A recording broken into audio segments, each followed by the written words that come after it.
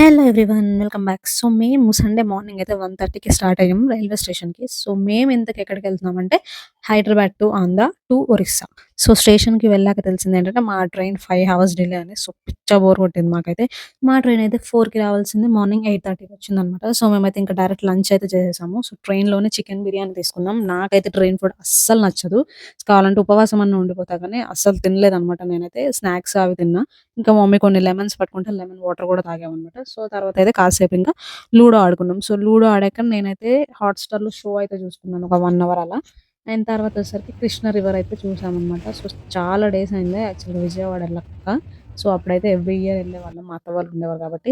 ఆ రోజు ఎండ మాత్రం మామూలుగా లేదు. అందులో మా డే టైమ్ జర్నీ కాబట్టి చాలా వేడిగా అనిపించింది. సో, మేమైతే ఫైనల్‌గా పలాసలో మండే మార్నింగ్ 3:00 అయితే దిగేసాం. సో, మేము ఎవరింటికెళ్తున్నామంటే మా ఆంటీ వాళ్ళ ఇంటికి. సో, మా మమ్మీ, ఆంటీ బెస్ట్ ఫ్రెండ్స్ అనమాట. Like 23 years